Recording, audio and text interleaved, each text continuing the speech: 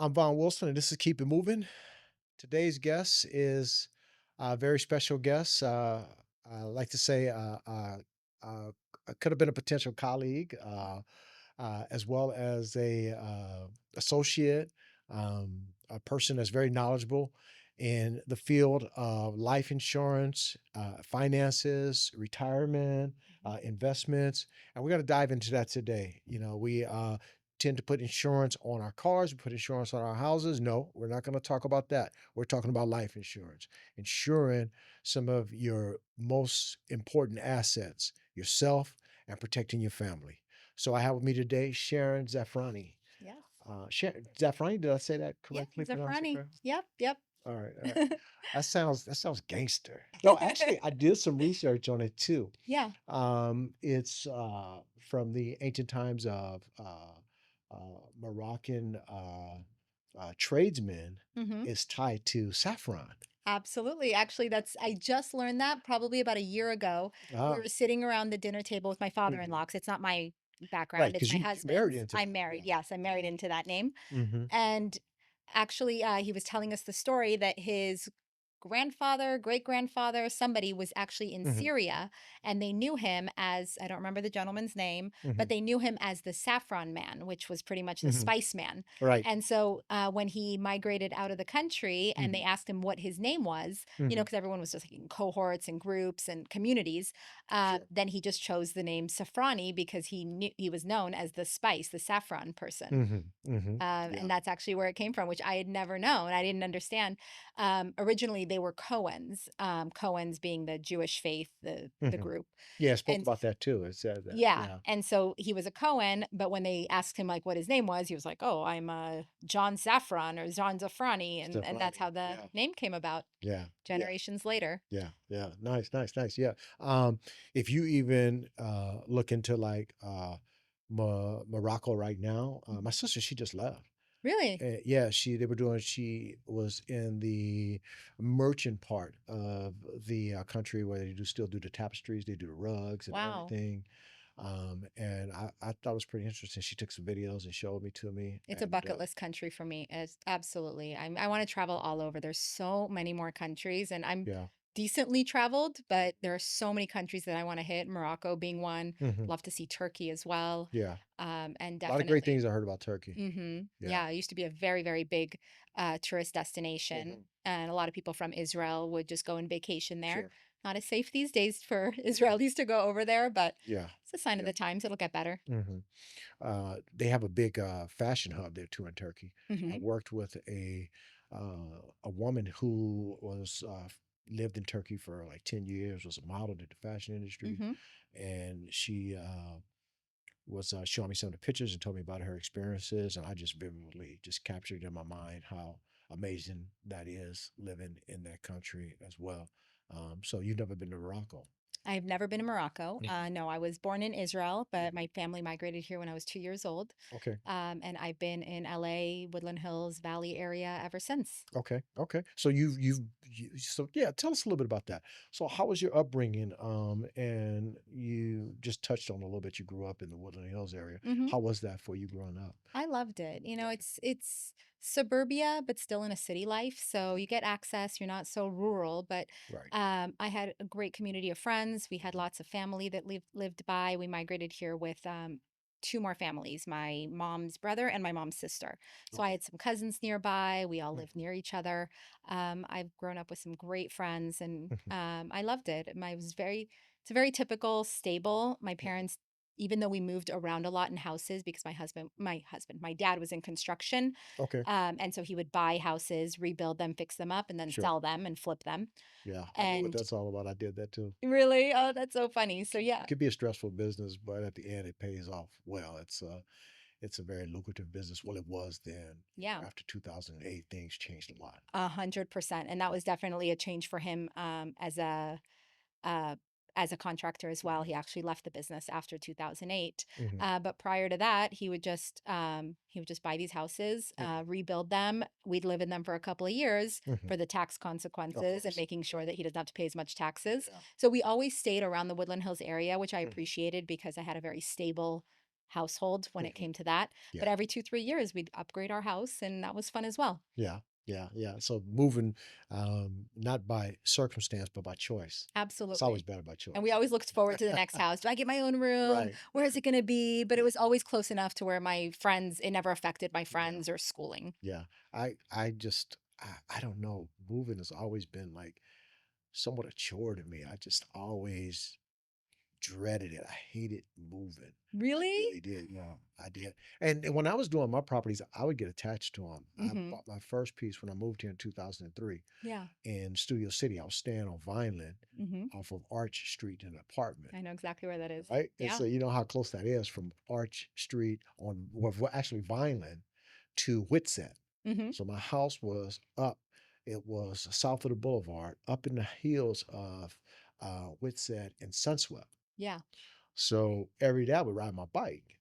So Hmm. I'm from the Bay Area, and that's what we did. We ride our bikes, and that was a form of exercise. I lived up in the Skyline Hill, so I would ride my bike in the hill area, and I just brought that with me as a form of exercise. So I would ride there. That was a short sprint. Oh, that's fun. Ah, man, that was and I couldn't wait to move in there. And then I did a HELOC on the house, Hmm. and that's how I got into the buying and selling of the homes and the rehabbing of it. But in the process of doing it, I'm saying this to say, in the process of doing that, I loved, creating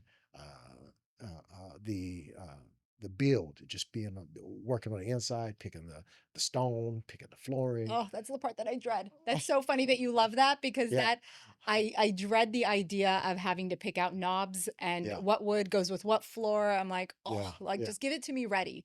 I was yeah, like, when I'm ready to move, I want somebody else to design it. I want to love their design yeah, and just let me just drop my stuff in, yeah. bring the boxes. I don't know if that's a if that's a female thing or what, but No, I have a lot of great friends that uh, are beautiful designers. yeah, And if I they was enjoy going it. to design my house, Yeah. I definitely pick one and say, you make the house, you do whatever you want. Right. Just being true to what it is that you're good at, knowing what it is that you like and dislike. Yeah. Exactly. How does that play into the decisions that you made in regards to your family structure and as far as did you always know you're married now, right? I am, yeah. Did you Almost always 16 know you years. wanted to be a wife? Oh, good. Yeah. Congrats. Did you know you always wanted to be a wife or I and have did. children? Was Yes. that the plan? Yeah, I had such a beautiful family life growing up. My dad Mhm, was a very, very hard worker. My mom mhm, was a stay-at-home mom, always there for us. mhm, I'm the oldest of four, and so I have three younger brothers. Then when mhm, you're the oldest, you kind of semi-parent as well. mhm, My mom's always looking for my advice on what to do with this situation and that situation. mhm. So I think it was very natural for me to also eventually want my own family. Yeah. I never hesitated on that idea. I Mhm, met my husband when I was just 20 years old.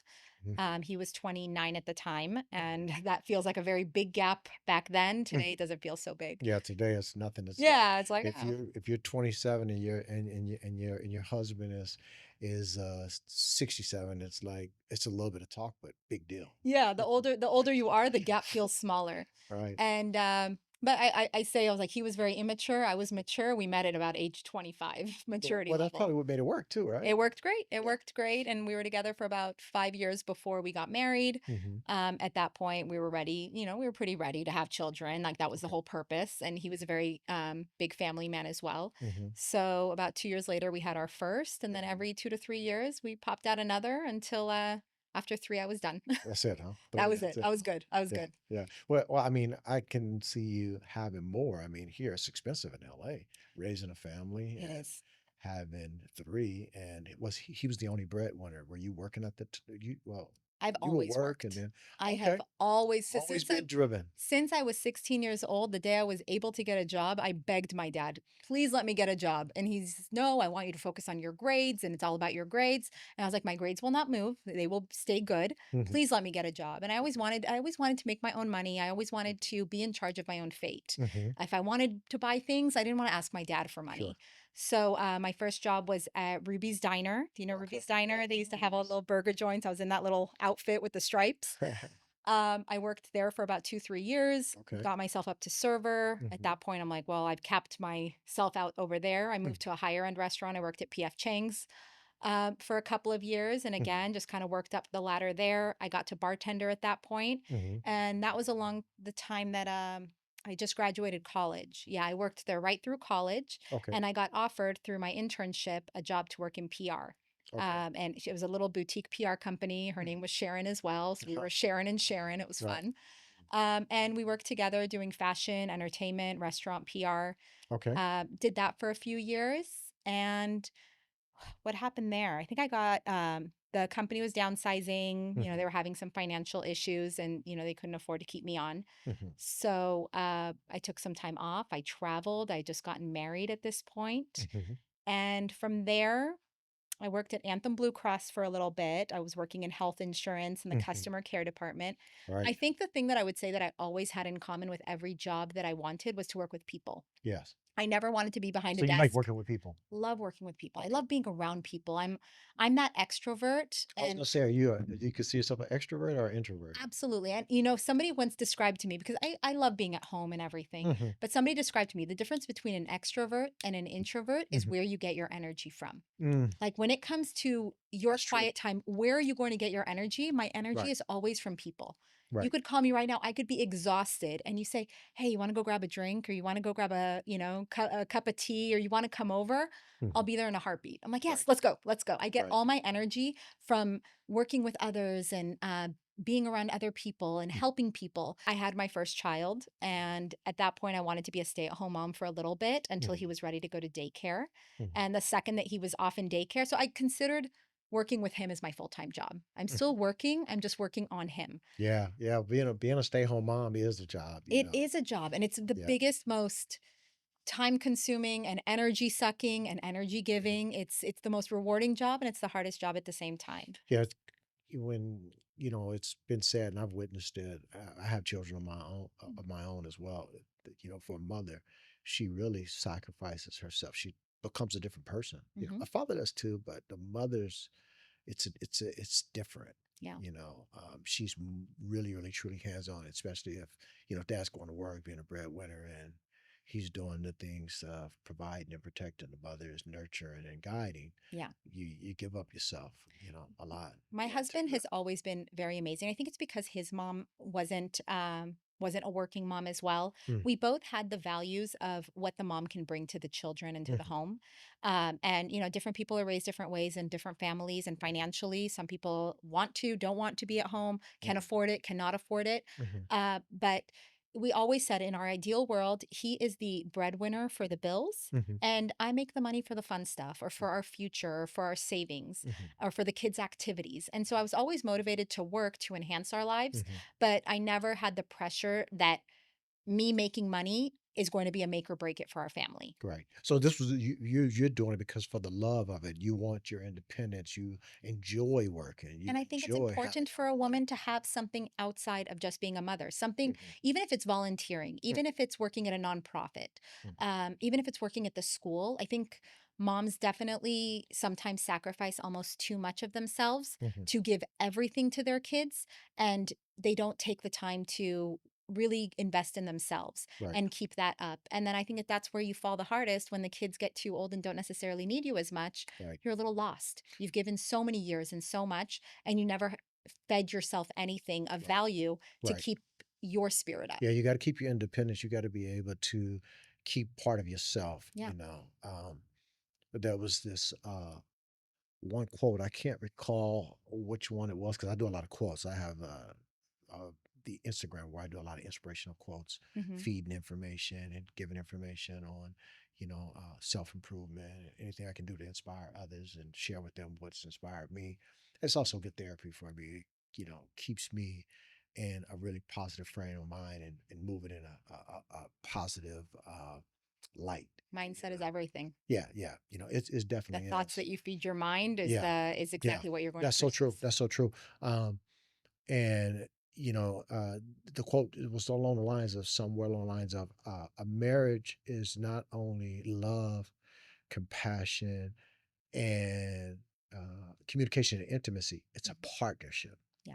but it's also um, being that independent individual that loves who they are as a person Hmm. and brings that to the marriage to make the marriage completely and collectively whole and one big unit of I love. love that. And I think if you Yeah. take it even a step further, I remember something that I read once about a partnership or a marriage is Mhm. 100%, but Yeah. it's not always 50-50. Mhm. Sometimes you're going to have to be 70 and they're going to be 30, Mhm. and other times they're going to be 90 and you might be 10. Right. But collectively, you always have to pick each other up to bring that 100 as a couple, Correct. to not feel that it needs to be 50-50 all the time, but there is that.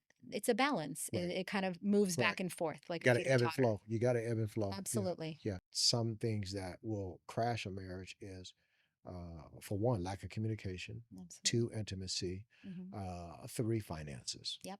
Um, and in between that, the fine lines in all of that, what to get to those points to where you have these things worked out and it's working for both of you in the family unit. Um, the things in between that have to be taken care of as well. Yeah. Um, Meaning that you have to be able to resonate with each other. You have to be able to understand your partner and just be able to be understanding of knowing when to take the ego out of the way, Hmm. because egos can tank a marriage. Ego will take everything in Yeah. life. They'll take your Yeah. business, they will take your Yeah. friendship, they will take your relationship with Yeah. your kids, Oh they will yeah. take Tell your me about relationship with your husband it. or wife. I Tell mean, me about it. Tell me ego is about it. definitely something that we all battle with, you Yeah. know. Yeah. We all have an element of ego, Yeah. and it's how you manage that ego in Yeah. certain Yeah. situations. Now, I mean, you and I both know that, just through our life experiences and just doing life in general, that it's not always a bed of roses. There are problems, there are issues. Yeah. In marriage, um, when you've run across particular problems or issues, um, what keeps you going to a point where you're not saying, "Hey, listen, this is not going to work," and serving divorce papers or breaking up the family nucleus? How do you deal with that? How do you keep it together?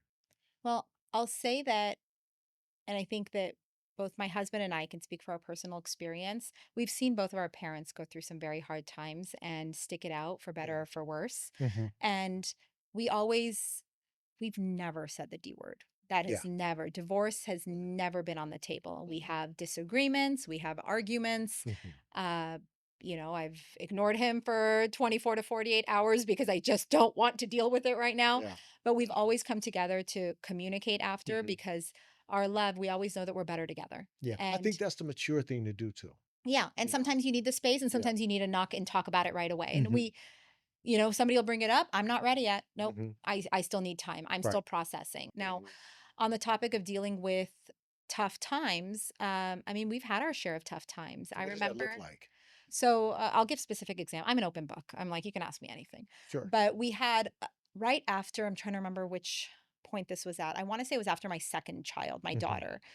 We had a condo that we owned when I got married. So he owned it, and obviously, marriage, it became ours. Hmm. And then when I was pregnant, we bought our house in Woodland Hills Hmm. and we rented that one out. Hmm. And we had a series, it was a beautiful condo right here in Century City Hmm. in a high rise, and we loved it. It was the most beautiful view. You could see the Century Hollywood City is a beautiful sign. place. Oh, you could see the Yeah. Hollywood sign. It was all windows. You could see the Hollywood sign from one side, the downtown LA buildings on the Hmm. other. It was gorgeous. Hmm. But it was a one bedroom and it wasn't going to work and it was too far from my parents. Hmm. So we decided to rent it out, Yeah. and we had a series of bad renters. Oh my gosh. Like, I thought we were qualifying them and we were looking at bank accounts and we were doing everything right. And we had a realtor that was helping us. And it was just a series of people that got into it and then couldn't afford it and got into it and couldn't afford it. We kept Hmm. having to find anything. Now, Hmm. at the same time, I am now having babies and I am not working at my Hmm. full capacity. He is taking care of the house. We're Hmm. not wealthy by any means, Right. and we're barely covering those two mortgages with the Hmm. rent that we're getting and our mortgage, and trying to save a What year little is bit on the this? side. I want to say that this must be probably around 2015, 2014, 2015, Okay. because Okay. my daughter was born 2014. That was right after the bubble, so things are kind of tough in the market. Yeah. 2018, we're still coming out of, I mean, 2008, 2009 is, remember when it burst? Hmm. That's when, and a That lot was of the people big lost a crash. lot. Oh, yeah. You Oh, know, yeah. people walked away from a lot. And Yeah. so at that time, people are still it takes time to build and recover and to get back. So you're taking renters that are So I think he actually okay. bought his condo in 2008, if I remember correctly, Okay. because we got married 2009. He probably bought it 2007, 2008. Okay. So it had appreciated. We had some value in it, Hmm. but we decided that we wanted to keep it as an asset in our family. It Hmm. was a good investment. Yeah, smart. So we Especially had a Century series. City. That's a great area. It was a great area, Yeah. a great area. Hmm. So we had a series of bad renters, and then the Hmm. last one pretty much took us for the loop. And she took us for probably 8 months. Hmm. She hired a lawyer who was, an expert in tenant rights, Hmm. and she was ready to just take us down as long as she could. Yeah. And she lived in our unit. We couldn't sell it. We couldn't rent it. We can't make any income. We're paying homeowners insurance, property insurance, the mortgage, Mm. alongside everything that we're paying at our own house as well. $30,000 in rent that we lost. Mm. And that really hit us hard. It Mm. hit us hard emotionally. My husband was stressed out of his mind.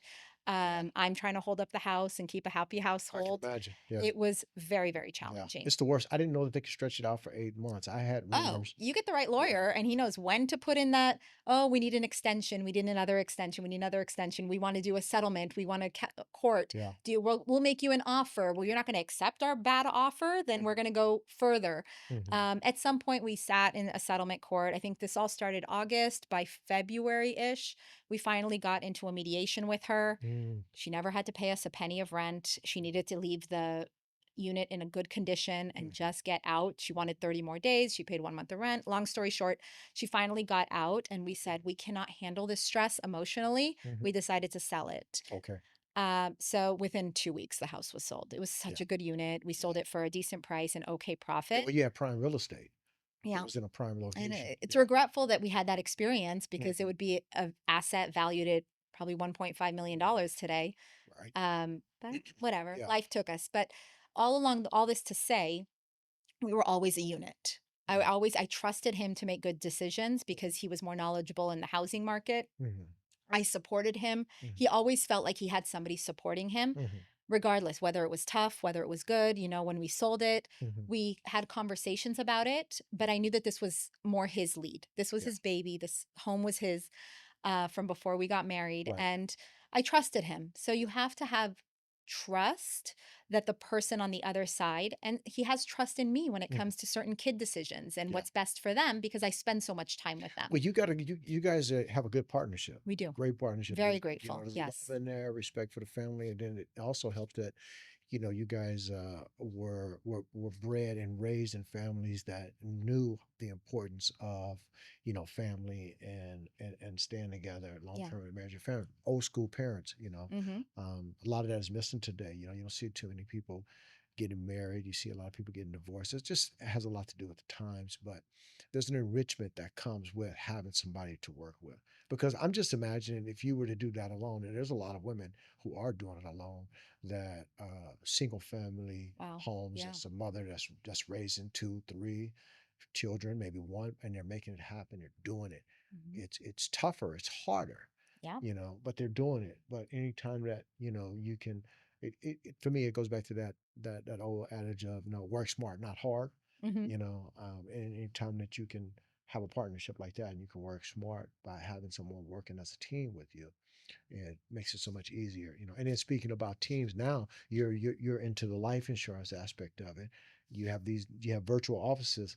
It's funny because when you connected with me, first of all, I want to say something. Your follow-up game is amazing. It really is. Really? Oh Oh my man, man, let me tell you. God. I could do so much better in No, follow up. well, I'm speaking from the aspect of a Okay. salesperson Okay. because I want to hear. Yes. yeah, I've been doing sales for practically all my life, Hmm. from the illegal side to it to the legitimate side of it. Um, and one thing that I learned when working with Audi is selling cars is that the follow up is important. Follow up, Absolutely. because when people come to buy cars, one thing that I learned was that follow up is so important. And I'm not talking about the follow up where you're being uh, Pestering or, pestering, yes. being annoying, a turnoff. Hmm. Because just because they don't buy it, they don't mean that they won't buy later. Right. And you're smooth with it. You just reminded me of a way that I used to do it. I'd have my calendar and I would always every morning come in and see who is it that I touched base with or gave a call or sent an email. And it's just being a person Yeah. and not being a sales man 100%. or woman. It's just being a person. Mhm. And then just allowing it to evolve into a relationship, one that's filled with trust. And then you can do some business from there. So I'm just saying that to say, because when I sat down with you, I was with New York Life, remember? You were. Yeah, I do remember and that. we were trying to make something happen, Mhm. and the thing that I found that was really cool about you is that, you didn't, even though I told you I'm still with New York Life, and because there was a young lady who got me with that policy that, I'm loyal to the soil is what we call it. She did this for me. I'm gonna stick with her. She does has no reason for me to turn on her, and I explained that to you, Yeah. and you was like, "Hey, sure, no problem. Well, let's just keep in touch." And we did that. Over a period of time, you call me, you check on me, and it's like now you have progressed to the point to where now you have virtual offices. You have Yeah. people working for you. So What's I that like? let me go back to I was talking earlier about my career choices. Uh-huh. So I worked for Anthem Blue Cross, Mm-hmm. had a baby, Uh-huh. and then I worked for Hershey's after I had my daughter. Mm-hmm. For a little, oh no, I worked for Hershey's while I was pregnant with my daughter. Did some sales for them, which was really fun. But then after I had her again, took time off, and after she went to daycare, I started managing an office actually right down the street here. I was getting off the freeway. I was like, oh my gosh, is it in the same building? But it's this high tech company Yeah. that did a lot of, they do all the control fours for a lot of high end houses. They needed Okay. somebody they could trust. I knew the owner, and he asked me to work for him. Like, he's like, he understood the mom game. He's like, come the days that you want, don't come the days that you can't. Put in 5 hours, put in 7 hours, put in no hours. I don't care. I just Right. need somebody to help me that I can Mm-hmm. trust. I'm like, okay. Mm-hmm. He had very high end clients and Mm-hmm. very, very sensitive information there. Yeah. So after I worked for him and I got pregnant with my third, you can see the loop in the pattern. Mom Right. first, after I had my third, I told him I'm not coming back to the office. He's like, Mm-hmm. I'll do anything. He's like, what is it going to take? And I'm like, it's not. I'm Right. done. I'm done driving. I'm done working for somebody. I'm done. Yeah. And I had this epiphany of wanting to make my own hours. I was like, I need to find something that works around me and Mm-hmm. my crazy schedule. Mm-hmm. And it needs to be something that I love, because if I don't love it, I'm going to dread going in every day and I'm going to find every excuse in the book not to do it. Right. So I met this amazing woman. She's my mentor to this day. Her name's Mm-hmm. Dina Michael. And she was a mom. She just had her fourth. So she was even ahead of me. She Mm-hmm. had her fourth. And she said, she's like, I do this business. I teach financial literacy. I teach people how to get ahead financially. I help them get into plans that are going to better their lives. Mm-hmm. And I do it all on my own calendar. I So make my, she's introducing you to the life insurance yeah. now. So Okay. she came in and she's like, just come check out what I do. She saw that I had responded, I think, through Facebook to Mm-hmm. some part time post. Mm-hmm. And so she had approached me. She's like, come check out what I do. If Mm-hmm. it's interesting to you, great. And if not, all good.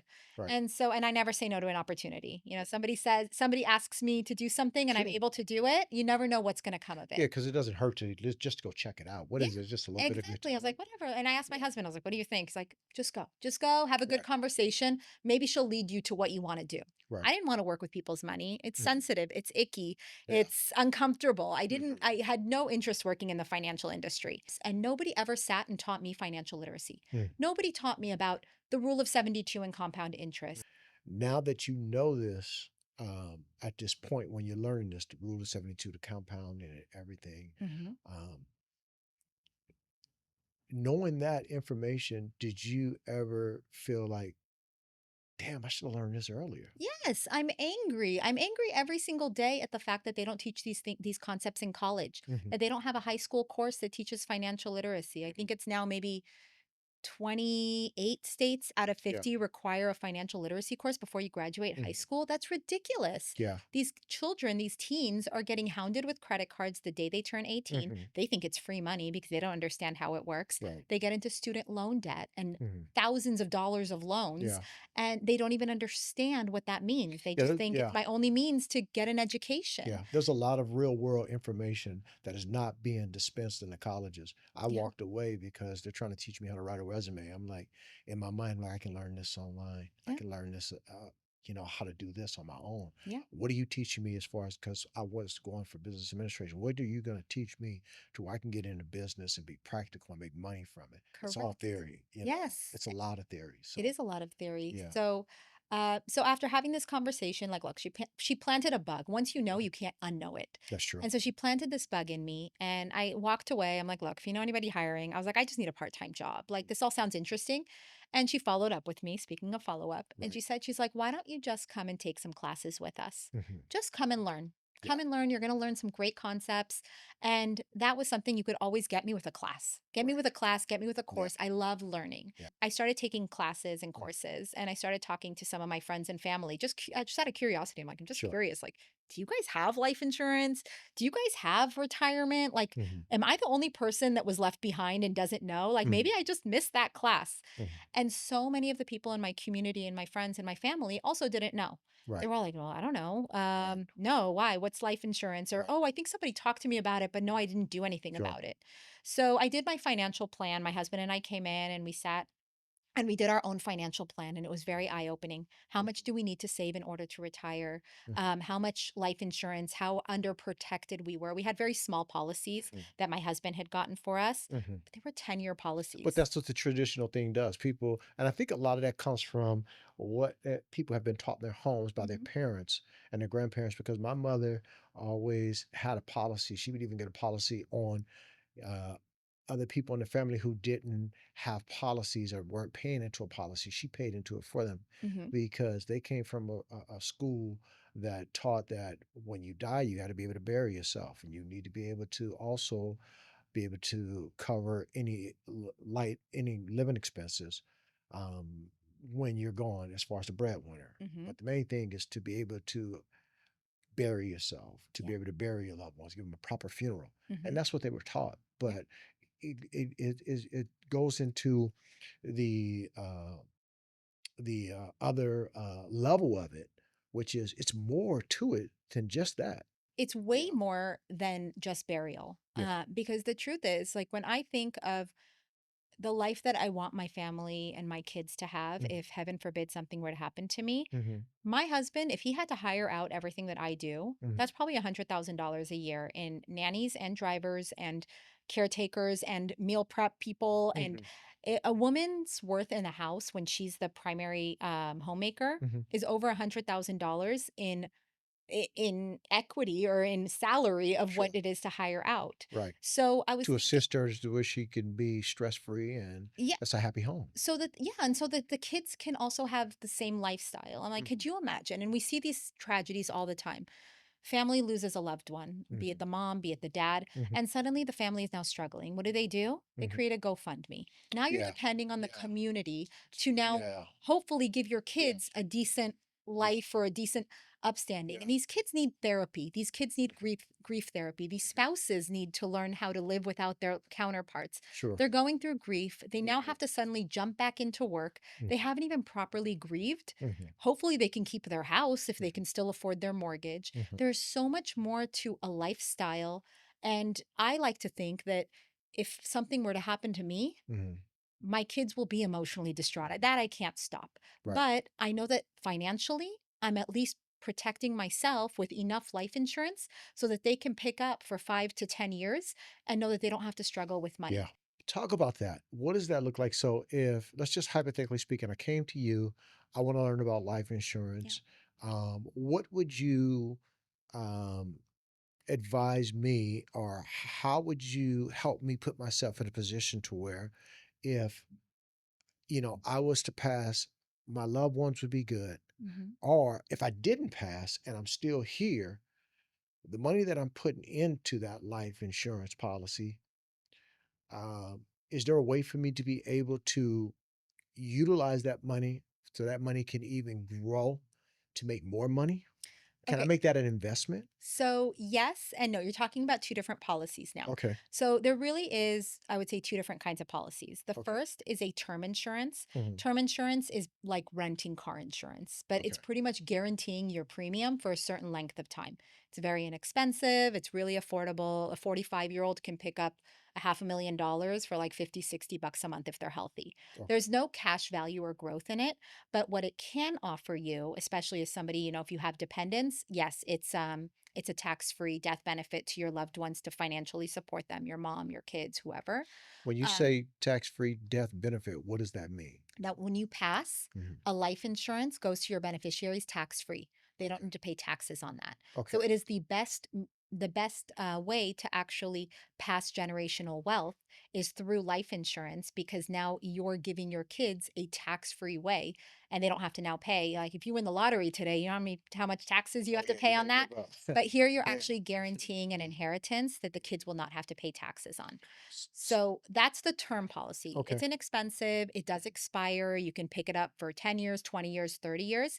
But what it also can have, some policies, especially the ones that I really, really promote, are the ones that have living benefits. Mhm. Because if heaven forbid you were to get sick, critically ill, chronically ill, cancer, heart attack, stroke, something that puts you out of work for 3 months, 6 months, a year, Mhm. maybe even a severe disability, Mhm. you could actually tap into the death benefit Mhm. or a portion of it in order to help you pay for your means while you're alive. Mm. So, oftentimes, what people don't realize is it might actually be more expensive to live and be disabled Mhm. than it is to pass away.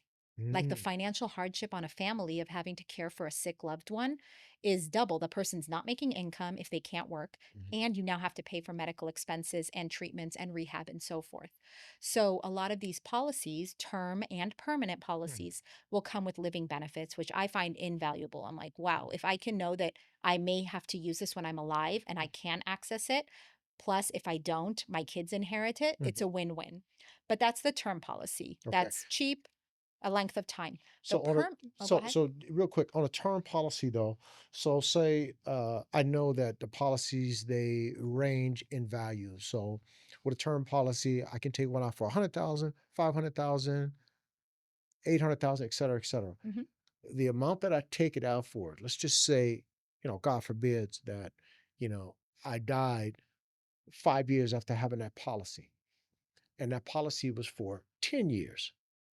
At that point, if that policy was for 100,000 and I died at 5 years, are you telling me that 100,000 would go to my family Oh, once yeah, I die? absolutely. On day one, Okay. if you were to pass away Okay. after having that policy, with Mm, the exclusion, I will say, of like suicide or, something that a technicality of lying on an application of sure. not disclosing something that you knew was an issue. Hmm. After 2 years, there's no contingency.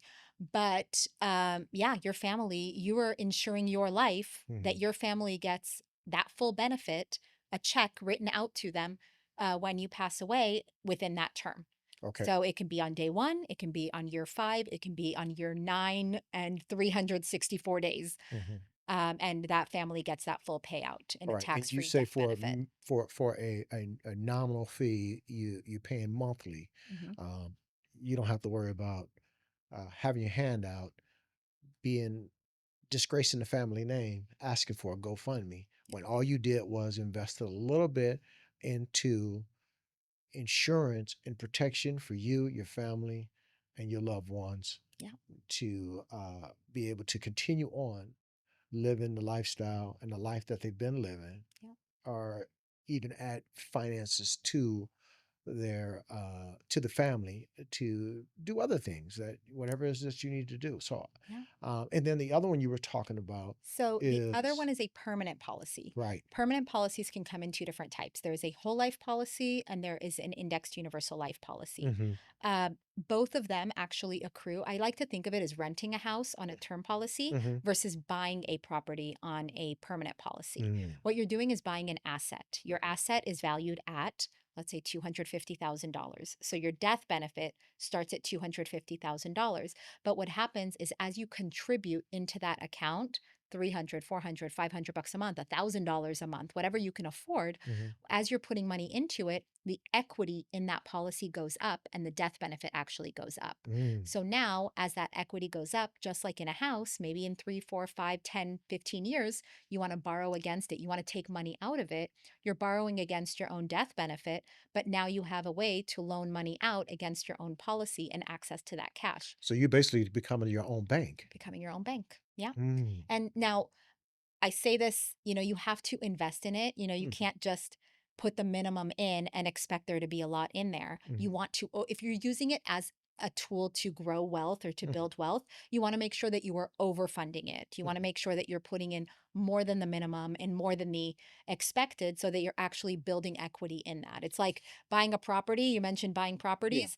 You know, if you let that property, that little property sit and all you did was just expect it to just grow and build wealth, yeah, Mhm. it'll grow with the market value, fine. Sure. But if you rebuild that living room, if Right. you put in a new bathroom, if Right. you redo the tile Throw some and the cabinets plumbing in and the there. Right. roof, Give it a new then facelift in the kitchen. absolutely, Yeah. you've now invested into it, and now it's actually accumulated a lot more Makes equity sense. and Makes sense. value in there. So in today's time, somebody was to come to you and do a IUL, right? Okay. Um, and that policy for them to invest in it and to put, you know, invest more in it opposed to just the bare minimum. Hmm. Realistically, what does that look like for them to really be in a place where they're saying where they're actually investing? It's really a policy that's working for them. Realistically, what would that take monthly? What does that look like? Okay, so so there are a couple of things that come into play when it comes to life insurance. Number one, it's your age Hmm. and it's your health. Okay. Those two things are going to play into what is the cost of insurance to hold the policy and how much can you put into the policy as well. Hmm.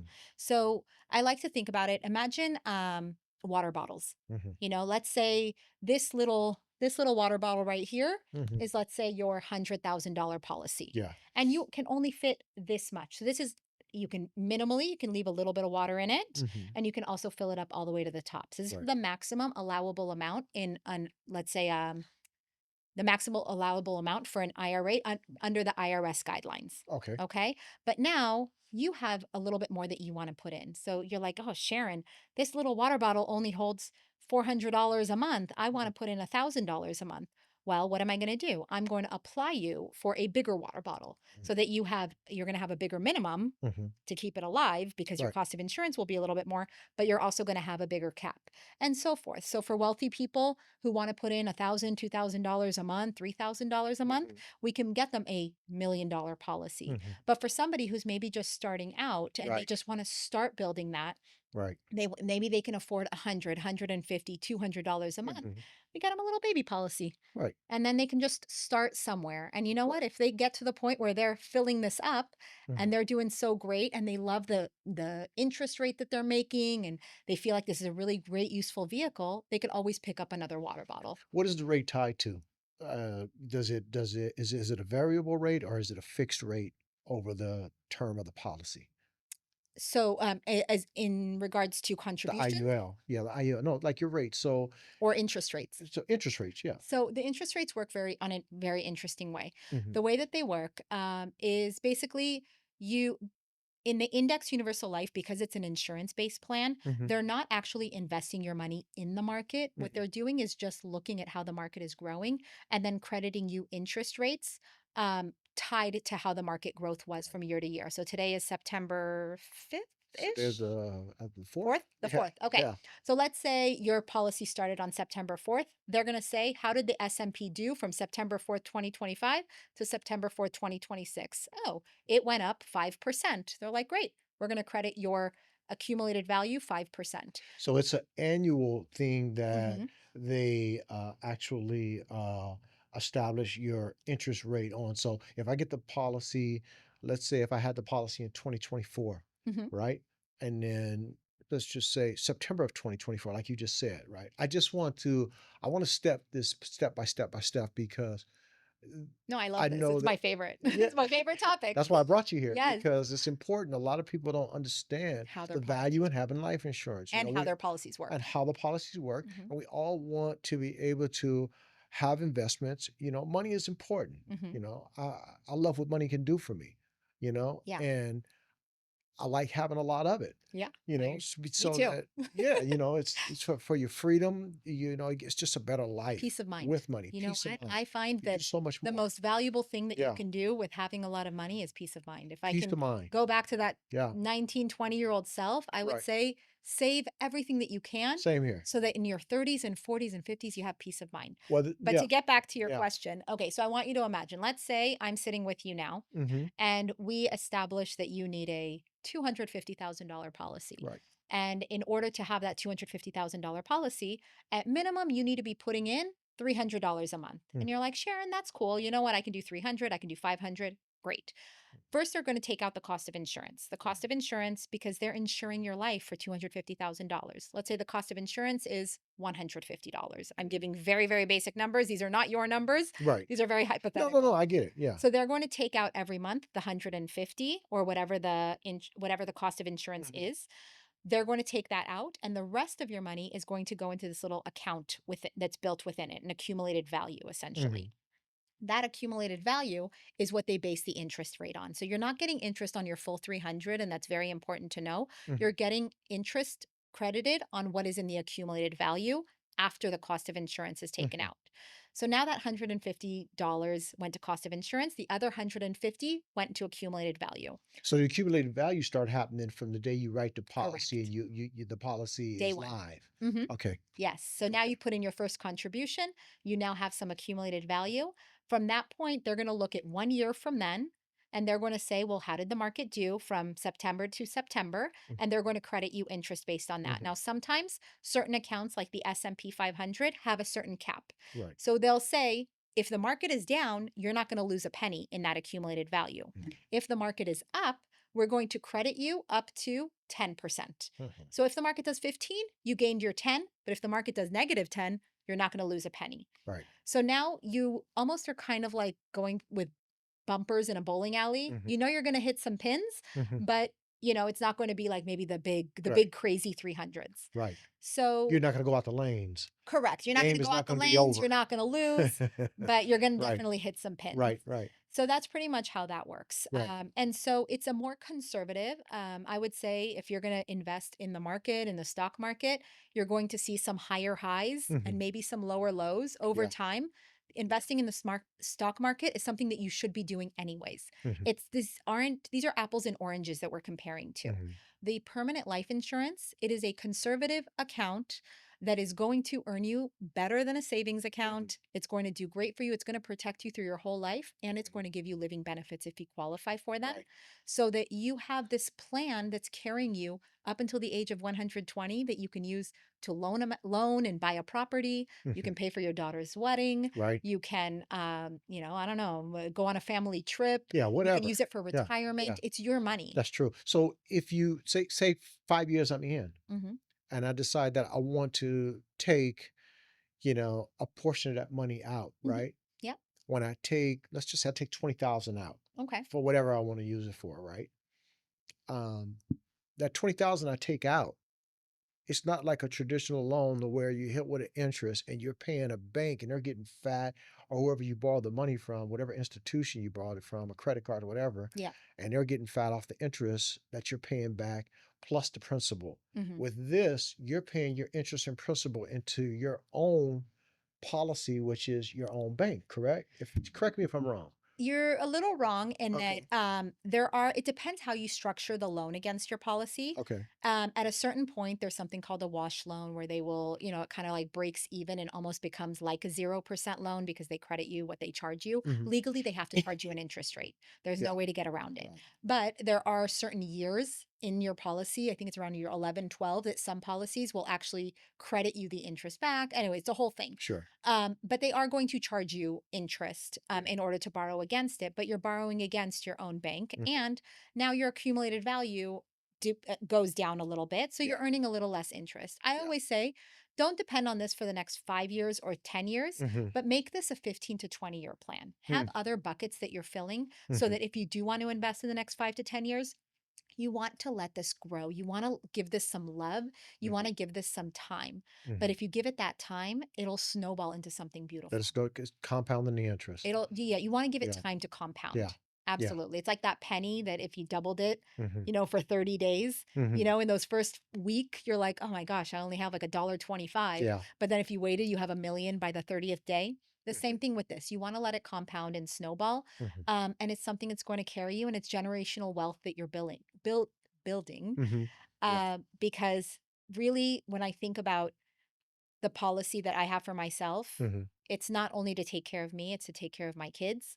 And Mhm. the policy that I have for my kids is actually taking care of my future grandkids. Right. And I want to snowball. You can do these IULs. It's like buying your kid a property when they're born. Right. You can get your 15-day-old a life insurance policy, a permanent one that will Mhm. carry them and build them wealth. We call it $1 million baby Right. And it's plans. also something that can be used as far as when they get like to 18, they decide they want to, if they're savvy enough to be able to start a business with, of course, adult assistance, and you're someone who has been in the business, doing business as an entrepreneur's guidance, or either go to college, you can pull the money from there. And you get a bigger yield. I'm assuming, opposed to just putting in a traditional savings in the bank, right? Oh, yeah. Have you seen what the Yeah, savings accounts and the banks are giving? it's It's less trash. than It's 1%. trash. It's less than 1%. Yeah, At least put your money in a high yield savings account. At right. least right now, the rates are Yeah, somewhere around 4%. right, right, But right. yeah, you're over time, the Mhm, averages will average about 6 to 8%. mhm, So I don't like to set anybody's expectations right, as, you're going to hit years where you're going to get right, 13, 14%.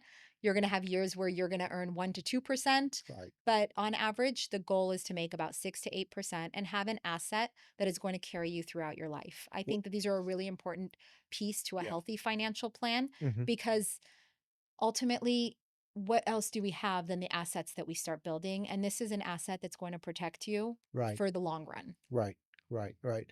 I mean, it makes so much sense because you got to figure, if you cut down on some of the things that you really don't need that you're spending money on, Yeah. like I know a lot of people who go out to eat 3 times out of the week, Yeah. and it's expensive to go out and eat. I'm only saying that to say that, you know, it's wise, especially now, we don't know what's coming next Yeah. when it comes to our economy, Yeah. jobs, money's inflow, And even just our future health and what's yeah, coming in our you future. never know. So it's just a wise thing to do, And to do it to while you're yeah, young and while you're yeah, healthy. yeah. I'll share another story with you. This is probably one of the most recent experiences Hmm. that broke my heart and Hmm. inspired me all at the same time. Sure.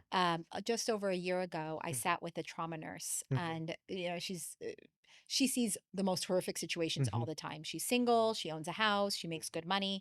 And I sat and I told her, I was like, "You need life insurance. You're Hmm. 29 years old." Hmm. She's like, "I don't have kids. What do I need life insurance?" I was like, "I don't need anybody to leave money to." Yeah. And I said, "No, you need it for the living benefits. Hmm. And you need, if you're eventually going to get married, why not lock in the rate now?" Right. And because her goal was to have children and hopefully Hmm. meet somebody. Anyways, we decided, I think it was $50 a month to have $1 million policy. She's Right. young, she's perfectly healthy, and she's like, "It's affordable." Like, that's great. Yeah. Eventually, she was going to turn it into a permanent plan anyway. Hmm. So that was last June that we did her policy. And in February, January, February, I see a Facebook message. She got into a horrific car accident. Mm. I'm talking traumatic brain injury, ruptured her spleen, uh, awful, awful. Mhm. I cried with her. I was like, I couldn't believe that this woman who gave her life to saving other people's lives is now her own patient. Jeez. And the first thing I did, I'm talking to her. I was like, "How are you feeling? How are you doing?" She's like, Yeah. "Sharon, it is hard. I can't work. I'm stuck in rehab. I'm going from doctor to doctor. Yeah. We're just trying to get me back up." Mhm. And I said, "You still have that policy, right?" And she's like, "Yeah, so I'm not dead." And I'm like, "Yes, but we had all of these living benefits on that for you. Let Blew me her mind, see right? let me see if we can access one of them." Yeah. So I'm like, "Give me the list of all your diagnoses. Let me see if any of the things that happened to you can qualify." Sure. I don't know if I'm allowed. It was with National Life Group. It's one of the companies that has incredible living benefits. They are on the Mhm. forefront of living benefits, and they have a rider on there called a critical injury rider. Mhm. That if you experience traumatic brain injury or paralysis, you can actually accelerate part of your policy as a living benefit. Mhm. So we went through all of the medical records and accessing them and getting them everything that they needed in order to actually see if this policy, if her diagnosis actually qualifies. Mhm. And she got a payout. She accelerated her policy and got a payout of $60,000, Mm. which is now going to pay all of her bills and pay all of her rehab, or at least help her pay for all of this out of pocket rehab for the next 6 months until she can finally get to work. That's beautiful. I always say an ounce of prevention is worth a pound of cure, and that's a prime example of that. You're now doing virtual offices and you have a partnership now. Yeah, You've yeah. you've you've came up in the business. What does that look like now? How does that work for you now? How do you like doing that? Well, it's funny how I got into that because, obviously the business, the agency, they're always talking about, we're looking for more talent. We need more hands on deck. We have five realtors to every one financial coach that we have, financial insurance agent that's helping Sure. people. So we're really understaffed on people that are going out and actually trying and reaching out to families to help them. Hmm. And so, being that I'm the people person and I'm like, well, mentorship could be fun. I was like, wow, I'd love to teach somebody my style, my way of doing things, how I like to get into people's homes and their hearts and their families. Hmm. And so if I can get more hands on deck, I have 24 hours in a day, but together we have 48. Mm. If I get five people and I'm teaching them and helping them Right. It's access, just growing and growing and growing. yes, and Yeah. people know people know people. And Right. so probably about, I think it was about 2 years into my career, Hmm. I started meeting people that were interested in what I was doing. And I'm Hmm. like, well, let me show you. That's how I met you. I'm like, oh my Right. gosh, you have such a great personality. I was like, have you ever thought about being in this industry? Right. That was our first interaction. Yeah. Yeah.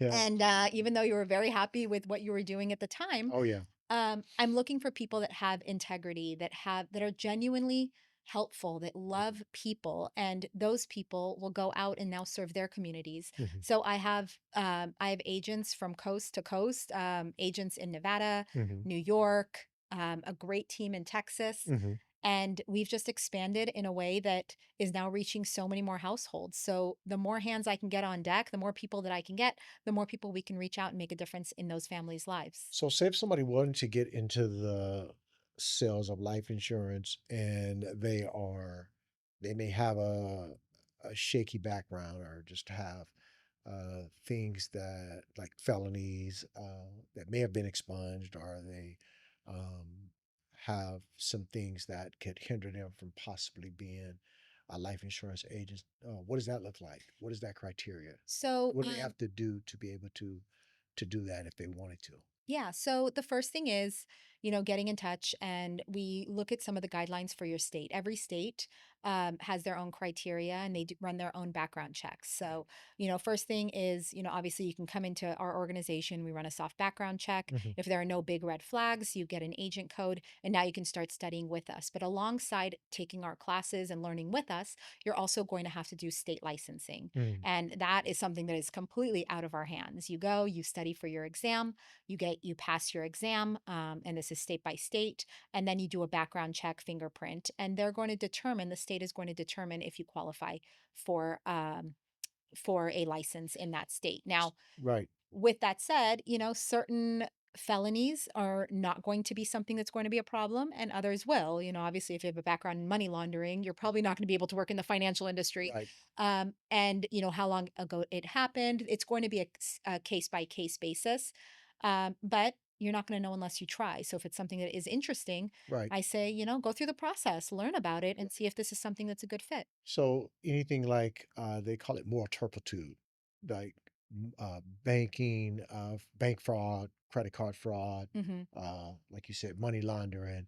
Uh, you're saying that that's a higher chance of not being able to get licensed. I imagine that Yeah, that would be a bigger red flag. We do so much anti-money laundering right, training and ethics and all of these different things about servicing right, people. And again, the state is going to determine. It's right, not my choice. It really is up to the state if they're going to issue. right, And some people go through, maybe they have to get those records to them, and they go through a right, little bit of a harder process than right, somebody with a clean background. right, But right, again, I'd say if it's a topic that's really interesting to you, right. why not look and try? So what's the purpose of doing the background check at the office then if when you see that, if you see something on there, being that you've been in the field, Mhm. in the business for a while, can't you kind of like gauge and say, this is going to work, this is not going to work, and without that person wasting time, effort, and energy? So I usually would recommend, so the soft background check it would be a big red flag in order for us to see it. The Right, things that we get access to is not what the state and fingerprints and FBI is going to right, look right, at under there, right, whoever does all those state right, background checks. I don't know which organization it right, is. but it's a little bit different than Right. what we would automatically see.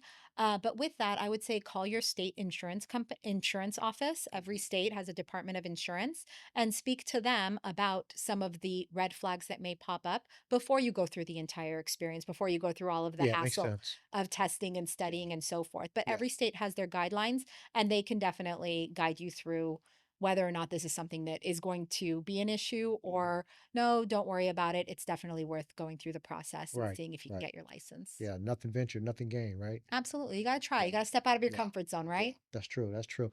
Um, this is one of the reasons why I brought you here. The podcast is basically from pain to purpose. A lot of people who have been through grief, divorce, Hmm. incarceration, money loss, Yeah.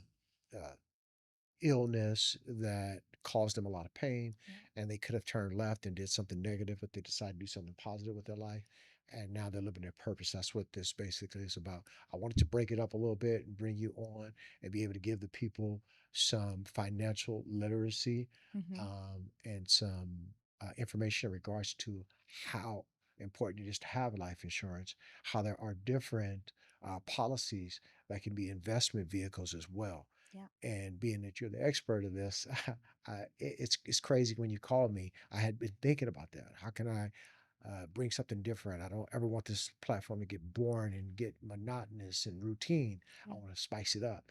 And when you told me that, hey, let's do it, I'm down to do it.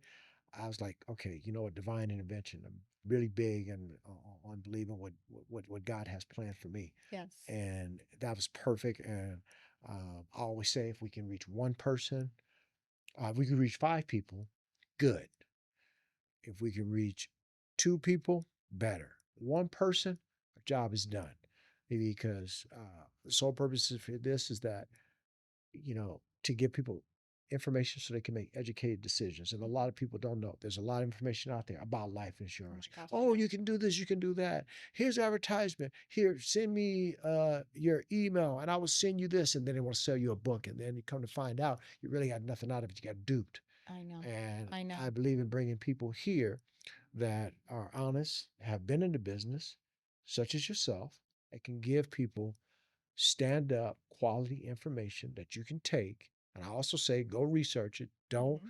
don't don't take our words for it. Go get the proofs, even though you are experts. You've been doing it for a very long time. But I want people to be able to get in the habits of going to research things Yes. and being able to come back and say, you know what, that was legit what Sharon was saying on there. All right, cool. Now, all right, I can trust what they're putting out. Yeah. And that's what it's all about. And that's what my whole mission was when I established this, because this is my purpose, and I don't want it to be one that's filled with a lot of fluff and not real stories. Yes. So And I have to say, every person who sits with me, the first thing that we do before we get into the life insurance, this is not a life insurance call. Like, this is right. not like, oh, call and I'm going to find you a Right. policy. The first thing that I always do with somebody is I want to get to know somebody. I want to figure out what are their pain points, what are their family like, what are their struggles, Sure. and then I also want to educate. So my Sure. first 30 to 45 minutes sitting down with somebody Hmm. has to do with teaching those financial concepts that I was never taught. So I want to make sure that everyone gets value, number one, with financial education Hmm. that they can apply to every area of their lives. From there, from that first conversation, it's then up to me to go back to the drawing board and see what can I improve in that person's situation Hmm. based on what they can save. If it's $10 a month, Hmm. you know what? You may be able to get a 10-year, $100,000 plan to know that your family is not going to struggle financially if Hmm. something happens to you. Right. And if you're like, if you can do $100 a month, and we're like, great, let's put an emergency fund together. Let's start saving up for retirement and let's do a little plan. And if you can do $500 a month, it's like, great, you know what? We can do something like a permanent life insurance policy and a term policy to protect your income and get started with some retirement and so forth. And we plug in all the seats. So, yes. I'm big on the life insurance because I think that that's a foundation that everyone needs to have. Hmm. We, like you started, we have our car insurance, we have our homeowners insurance, we have all of these insurances in place to protect us from financial loss. But so many people fail to protect their most precious asset, which is their life and their Yeah, ability to make income. that's true. That's true. Well, Sharon, I thank you for coming by. I Thank you for know having me. you got to go. I got to go too. But where can the people find you? So I do have an Instagram. It's at Sharon Builds Wealth. Okay. So SHARON builds wealth. Mhm. So number one, you can go ahead and check out some educational videos that I have there. I have lots of information that can be valuable. So Mhm. that's the first stop. I do have a website. I think we'll be posting it in the Yeah, comments. we'll drop it at the comments as well. Yeah. Yeah, and And find when I me. do the shorts too, I'll put it in there as well. Perfect. Find me on Facebook, Sharon Zafrani. Don't go to my Instagram, send me a DM.